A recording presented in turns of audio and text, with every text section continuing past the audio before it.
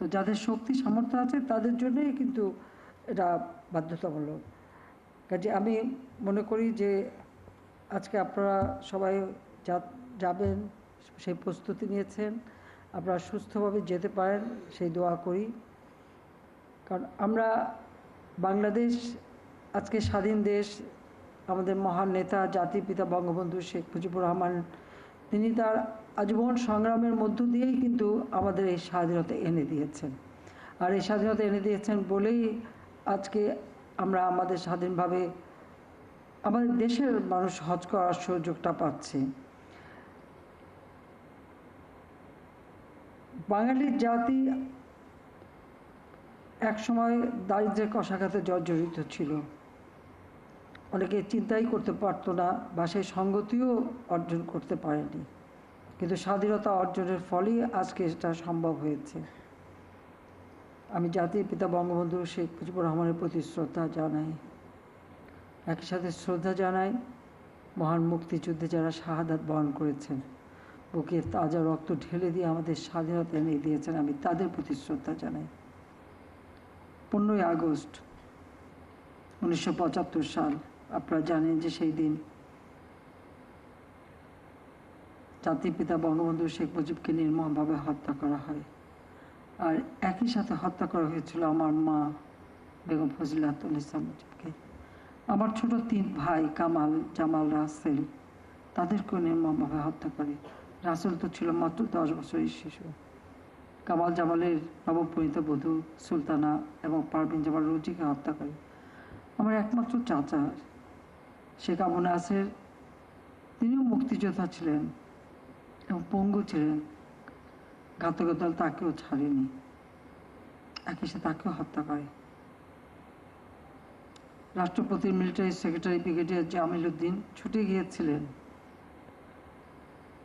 তাকে হত্যা করে। পুলিশ অফিসার সিদ্দিকুর রহমান, তাকে হত্যা করে। একই দিনে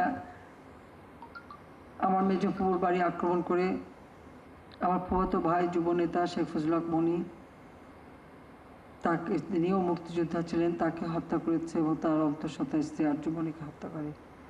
আমার সেজ ফুপুর বাড়িতে আব্দুল আফসান নেবাদ কৃষিমন্ত্রী ছিলেন এবং মুক্তিযোদ্ধা, তাকে হত্যা করে।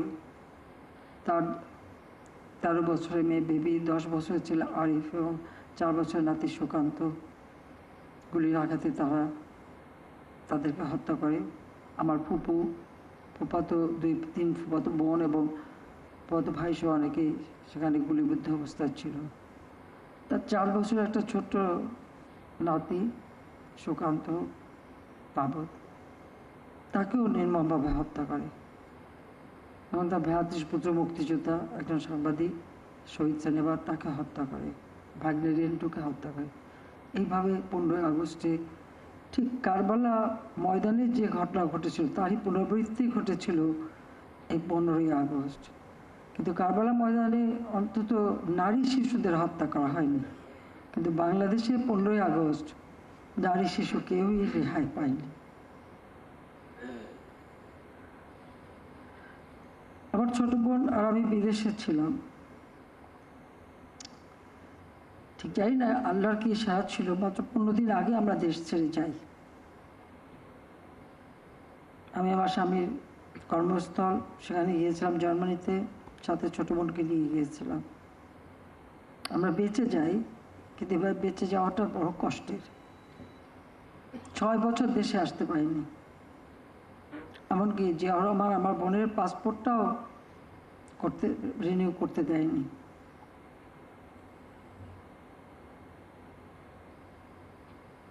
যাক, 6 বছর পর আমি দেশে ফিরে আসি। আমি একটা চিন্তা নিয়ে এসেছিলাম, যে দেশ আমার বাবা স্বাধীন করেছেন, এই গরিবের মুখে হাসি ফোটাতে চেয়েছেন, এদেশের মানুষের ভাগ্য পরিবর্তন করতে চেয়েছেন, সেই কাজটাই আমাকে করতে হবে। আমি অন্তত এটুকু বলতে পারি যে অন্তত আমি সেই কাজটাই করতে পারছি। তবে আমি বিশ্বাস করি যে বাবা মা ভাই সব হারিয়ে যখন এই দেশে ফিরলাম, আমার তো আসলে কিছুই ছিল না, আমার থাকার জায়গা নেই, চলার কোনো গাড়ি নেই, আমি জানি না আমি কীভাবে চলবো, কিন্তু আমি চলে এসেছি। আল্লাহ রাব্বুল আলামিন আমাকে সব রকম সহযোগিতা করেছেন এবং বাংলাদেশের জনগণ আমাকে আপন করে নিয়েছিলেন, এটাই আমার বড় শক্তি। আজকে বাংলাদেশ অনেক এগিয়ে গেছে। আমার একজন বোন যিনি হজ করতে যাচ্ছেন তিনি নিজেই বললেন, বা এইমাত্র আরেকজন তিনি বললেন, এখন কত সহজভাবে আপনারা ঘরে বসে হজের সব কাজ সম্পন্ন করতে পারছেন। তো ডিজিটাল বাংলাদেশ গড়ে তুলব 2008-এর নির্বাচনী ইশতেহারে সেই ঘোষণাটা দিয়েছিলাম। আজকে তার সত্যিকার বাস্তবায়ন হয়েছে, আর বাস্তবায়নটা হয়েছে বলেই আজ এই সুযোগটা সকলে পেয়েছেন।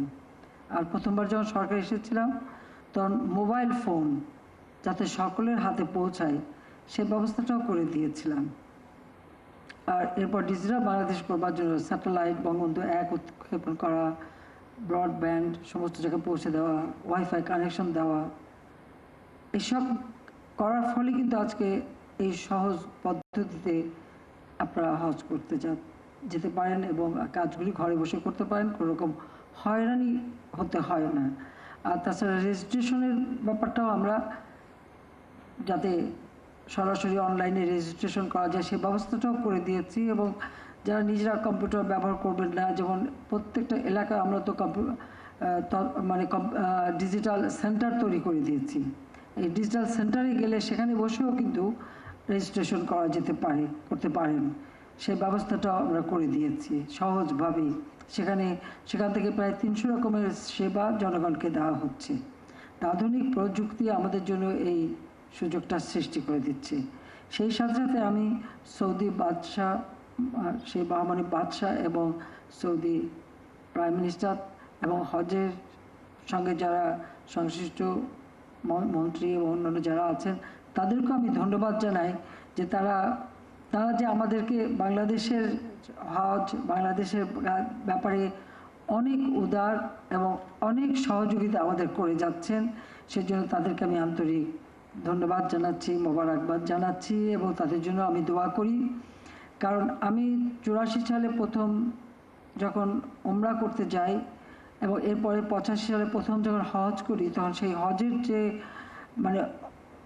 মানে অব্যবস্থাপনা, এবং এরপরে যতবার আমি এসেছি, আমি সবসময় আমি যতবারই হজে এসেছি সৌদি বাদশার অতিথি হিসেবেই আমি এসেছি সেই 85 সাল থেকে।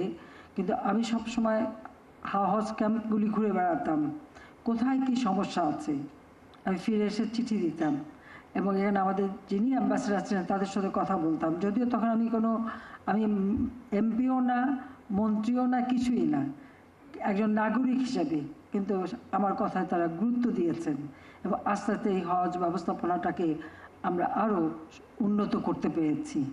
এবং সেটা করতে পেরেছি বলে আজকে সকলে আপনারা ভালোভাবে হজ করতে পারছেন, হজ করতে যেতে পারছেন এবং আরও সহজ হচ্ছে। আর এই হজ ক্যাম্পটারও যথাযথ উন্নতি করে দিয়েছি এবং এখান থেকে আমরা একটা আন্ডারপাস করে দিচ্ছি। সেটা হচ্ছে এই হজ ক্যাম্প এবং সেই সাথে আমাদের রেল স্টেশন, বিমানবন্দর রেল স্টেশন যেটা আছে, এই রেল স্টেশন এবং হজ ক্যাম্পের সাথে বিমানবন্দরের যোগাযোগটা এটা আন্ডারপাস দিয়েই হবে। খুব সহজে আপনারা পৌঁছে যেতে পারবেন, মালপত্র নিয়ে যাওয়া যাবে সে ব্যবস্থাও করা হচ্ছে। এখানে পায়ে হেঁটে যাওয়ার দরকার হবে না, তার জন্য আমরা বিশেষ ব্যবস্থা করে দিচ্ছি।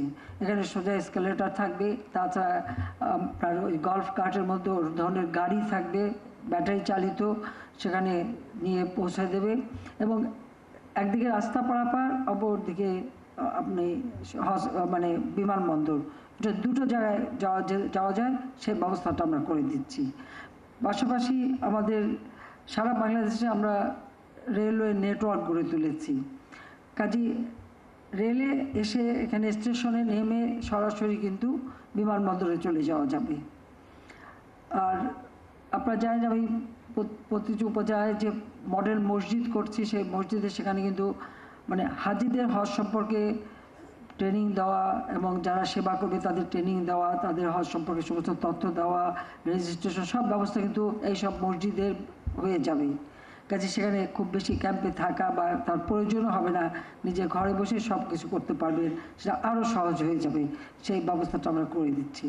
আমাদের কোনো বিমান ছিল না, আমি আসার পর সে নিজস্ব বিমানও ক্রয় করেছি। আগে 2-3টা ঝরঝরে ছিল, খুবই খারাপ অবস্থা, কিন্তু আমি এখন এক আধুনিক বিমান কিনে দিয়েছি। কারণ আমরা যেমন সৌদি এয়ারলাইন্স বা অন্য এয়ারলাইন্স যখন আমাদের হাজিদের নেন, আর পাশাপাশি আমরা আমাদের নিজস্ব বিমানে পাঠাতে পারি। আগে তো ভাড়া করে আনতে হতো, এখন আর খুব বেশি লাগে না, আমরা নিজেদের বিমানেই করতে পারি। সেই ব্যবস্থাটা আমরা করতে পেরেছি।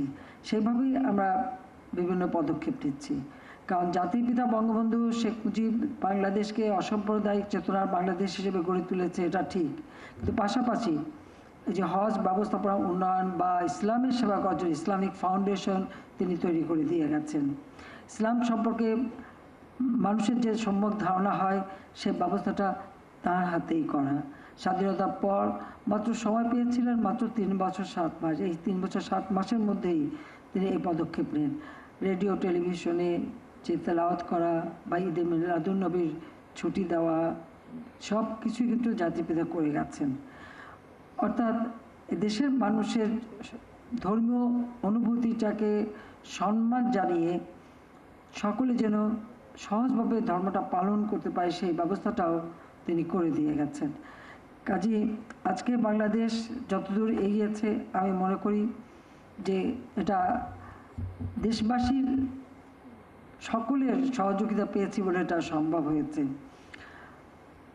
আমাদের তুরাগ নদীর তীরে জাতির পিতা যে জমি দিয়ে বিশ্ব ইজতেমা, কারণ বিশ্ব ইজতেমা কোন দেশে হবে এটা নিয়ে কিন্তু একটা ভোটাভুটি ছিল, সেখানে বাংলাদেশ জয়ী হয়েছিল বঙ্গবন্ধু শেখ মুজিবের নেতৃত্বে। কাজে আজকে সেটা আমাদের দেশে, এবং তিনি জায়গা দিয়ে যান। বায়তুল মোকাররম মসজিদটাকে আরও উন্নত করা তিনি অনেক করে দিয়ে যান। পরবর্তীতে যতটুকু আমি আসার পরে এটা মিনার থেকে শুরু করে শাহান তৈরি করা, আর অনেক বেশি মুসল্লি যাতে নামাজ পড়তে পারে, এবং বিশেষ করে মেয়েদের জন্য সেটা করে দিয়েছে। এবং এখানেও কিন্তু সৌদি সরকার সেই সময় যখন প্রথমবার সরকার, তখন তারা কিছু অনুদানও দিয়েছিলেন। কাজে সেভাবে আমরা কাজ করেছি। কাজে আমি এটুকু বলবো যে আজকে আমরা হজ ব্যবস্থাপনাকে প্রতিবারই যখনই যারা যাচ্ছেন, যে কোনো সমস্যা হচ্ছে, সেটাকে আরও উন্নত করার পদক্ষেপ নিচ্ছি। আর এই ক্ষেত্রে সৌদি সরকার সবসময় আমাদেরকে সহযোগিতা করে যাচ্ছে। আমি আপনাদের সবাইকে বলবো যে আপনারা যে যাবেন, আপনারা সবাই অবশ্যই আমাদের জন্য দোয়া করবেন, বাংলাদেশের জন্য দোয়া করবেন, বাংলাদেশের মানুষের জন্য দোয়া করবেন, সেই সাথে সারা বিশ্বের মুসলিম উম্মার জন্য দোয়া করবেন। কারণ আপনারা দেখছেন যে প্যালেস্টাইনে কি হচ্ছে, যেভাবে সেখানে গণহত্যা চালানো হচ্ছে, সেখানে নারী পুরুষ ছোট শিশু তাদেরকেও রেহাই দিচ্ছে না। আমি সব সময় যেখানে আমি কথা বলছি, আমি আমার কণ্ঠস্বর, আমি প্রতিটি জায়গায় এর প্রতিবাদ করে যাচ্ছি। কারণ প্যালেস্টাইন আবার তারা তাদের আরব ভূখণ্ডে তাদের জায়গা তারা পাবে, এটা তাদের অধিকার, এই অধিকার কেউ কেড়ে নিতে পারে না। কাজে সেই অধিকার তাদের দিতে হবে। আজকে যদি আমাদের সকল মুসলিম কান্ট্রিগুলি এক হয়ে একযোগে কাজ করতে পারত, তাহলে আরও আমরা এ ব্যাপারে অনেক অগ্রগামী হতে পারতাম। এবং আমি ওআইসি ভুক্ত দেশগুলির মধ্যে আমি একাই একমাত্র বোন। আমি বলছি যে আমি তো একমাত্র বোন আছি। কাজে আমার এখানে এটাই কথা যে সকলে এক হন এবং এই ধরনের অন্যায় অবিচার যেন আমাদের উপর না হয়, সেদিকে তার জন্য সকলে সোচ্চার থাকবেন। তা আপনারা তাদের জন্য দোয়া করবেন। জাতির পিতা বঙ্গবন্ধু শেখ মুজিব 1974 সালে 23শে ফেব্রুয়ারি লাহোরে যখন ওআইসি সম্মেলন হয়, সেখানে তিনি গিয়েছিলেন। কারণ সেখানে যাবার শর্ত ছিল যে পাকিস্তান বাংলাদেশকে যদি স্বীকৃতি দেয়, তাহলে উনি যেতে পারেন। তো পাকিস্তান দিতে বাধ্য হয়েছিল, কারণ অনেক মুসলিম কান্ট্রি তখন তাদের উপর সেই চাপ দিয়েছিল তখন। এবং বঙ্গবন্ধু সেখানে যান। সেখানে যে বক্তৃতা তিনি দিয়েছিলেন, সেখানে তিনি বলেছিলেন, আমি কোট করছি, তিনি বলেছিলেন যে আরব ভাইদের উপর যে নিদারুণ অবিচার হয়েছে, অবশ্যই তার অবসান ঘটাতে হবে এবং অন্যায়ভাবে দখলকৃত আরব ভূমি অবশ্যই ছেড়ে দিতে হবে। আমাদের অধিকার পুনঃপ্রতিষ্ঠিত করতে হবে জেরুজালেমের উপর। কাজে এই যে জেরুজালেমে আমাদের মুসলমানদের যে অধিকার, এটা প্রতিষ্ঠা করবার কথা, এটাও কিন্তু জাতির পিতা বঙ্গবন্ধু শেখ মুজিব তার বক্তব্যে বলে যান। কাজে আমরা এটুকু বলবো যে আমরা সবসময় আমাদের দেশের সব ধর্মের মানুষ সমানভাবে ধর্ম পালন করবে। প্রত্যেকের জন্য আমরা কল্যাণ ট্রাস্ট করে দিয়েছি, আমি ইমাম মুয়াজ্জিন কল্যাণ ট্রাস্ট করে দিয়েছি। সেই সাথে হিন্দু, বৌদ্ধ, খ্রিস্টান প্রত্যেকটা ধর্মের জন্য আমি কিন্তু কল্যাণ ট্রাস্ট করে দিয়েছি। তাদের যার যার ধর্ম শেষে পালন করবে। ইসলাম শান্তির ধর্ম, ইসলাম সবসময় সেটাই বিশ্বাস করে। আমাদের নবী করিম সাল্লাল্লাহু আলাইহি সাল্লামও আমাদের সেই কথাই বলে গেছেন। কাজে আমরা সেটাই বিশ্বাস করি, কিন্তু সেই সাথে সাথে আমাদের মানে ধর্মীয় অনুভূতিতে আঘাত লাগে এ ধরনের কোনো কাজ যাতে কেউ না করে। মদ, জুয়া, দুর্নীতি, সন্ত্রাস, জঙ্গিবাদ করে আমাদের একটা পবিত্র ধর্ম ইসলাম ধর্ম, যে ধর্ম শান্তির ধর্ম, যে ধর্ম সকল শ্রেণীর মানুষকে অধিকার দিয়ে গেছে, সেই ধর্মের নামে একটা সামান্য মুষ্টিমেয় কিছু লোক তারা যে এই সন্ত্রাসী কর্মকাণ্ড করে একটা বদনাম দিয়ে যায়, এটাই সব থেকে দুঃখজনক। আমি এটারও প্রতিবাদ করি সব সময়, কারণ আমরা শান্তিতে বিশ্বাস করতে চাই এবং আমরা মানুষের উন্নয়ন করতে চাই। আজকে আমরা হজ ব্যবস্থাপনা করতে পেরেছি, কারণ এই ডিজিটাল বাংলাদেশ আমরা বাস্তবায়ন করেছি। আমাদের আগামী দিনের লক্ষ্য হচ্ছে আমরা স্মার্ট বাংলাদেশ গড়ে তুলব। এরপর কারো কষ্ট করতে হবে না, একেবারে ঘরে বসে আপনারা সব ব্যবস্থা পাবেন, সোজা প্লেনে উঠবেন, চলে যাবেন, সেই ধরনের ব্যবস্থা আমরা করতে চাই। আজকে আপনাদের মালপত্র নেওয়া বা ওখান থেকে মালপত্র নিয়ে আসা বা ওই যে জমজমের পানি নিয়ে আসা, সব ব্যবস্থা কিন্তু আমরা করে দিচ্ছি। জেদ্দায় সেখানে আলাদাভাবে টার্মিনালে জায়গা ভাড়া নিয়ে আমাদের হাজিরা যাতে সেখানে যে অবস্থান করতে পারি সেই ব্যবস্থাটা করেছে। কারণ আমি আগে দেখেছি, যখন আমি গেছি, আমি তো রয়্যাল গেস্ট হিসেবে যেতাম, কিন্তু আমাদের হাজিরা সেখানে এই ফুটপাতে এখানে সেখানে মাটিতে বসে থাকতে হতো। আমি যখন সরকার এসেছি তখন থেকেই জেদ্দা এখানে আমরা টার্মিনালে জায়গা নিয়েছি এবং প্রতি বছর সেই ব্যবস্থাটা আমরা রাখি। তাছাড়া হজ অফিস মক্কা এবং মদিনা শরীফে যাতে আগে তো একটা সেবা নিতে গেলে সেই মানে জেদ্দায় যেতে হতো, সেটা যাতে না যেতে হয় সেই ব্যবস্থাটাও কিন্তু আমি প্রথমবার যখন সরকার এসেছি তখন থেকে করে দিয়েছি। তো এভাবে যেটুকু করার আমরা সাধ্যমতো কাজ করে যাচ্ছি। আমি এটাই চাই যে আজকে, আর সেই সাথে আমি আবারও সৌদি সরকার এবং বিশেষ করে বাদশাহ এবং প্রধানমন্ত্রীকে ধন্যবাদ জানাই এই জন্য যে তারা কিন্তু বাংলাদেশের সমস্যাগুলি সবসময় যেটা পেয়েছেন সঙ্গে সঙ্গে সেটা সমাধান করে দিয়েছেন। সেটাই হচ্ছে আমাদের সবথেকে বড় কথা। কাজে আমি আপনাদের সবাইকে এটুকু বলবো যে আপনারা যখন যাবেন অবশ্যই আমাদের জন্য, বাংলাদেশের জন্য দোয়া করবেন। এবং এই যে আমরা আপনাদের হজ ব্যবস্থাপনা যতটুকু আপনাদের সেবা যাতে উপযুক্ত পায়, হাজিরা যাতে সেবা পায়, সেই ব্যবস্থাটা করতে পেরেছি, এটা ধরে রেখে যেন আরও উন্নত করতে পারি সেই দোয়াটাও আপনারা করবেন। আর দেশের মানুষের জন্য দোয়া করবেন যে আল্লাহর জন্য আমাদের মানুষের জন্য গোলা ভরা ধান দেয়, পুকুর ভরা মাছ দেয়, সুন্দর উন্নত জীবন দেয়, সেটা যেন পায়, সেই জন্য আপনাদের দোয়া চাই। আপনারা ভালোভাবে যান, হজ পালন করেন এবং সহি সালামতে আবার আপনজনের কাছে ফিরে আসেন, সেই কামনা করি। সবাইকে আবারও ধন্যবাদ জানাই। জয় বাংলা, জয় বঙ্গবন্ধু, বাংলাদেশ যুবক। আবার দেখা, খোদা হাফেজ। মাননীয় প্রধানমন্ত্রী, আপনাকে বিনীত অনুরোধ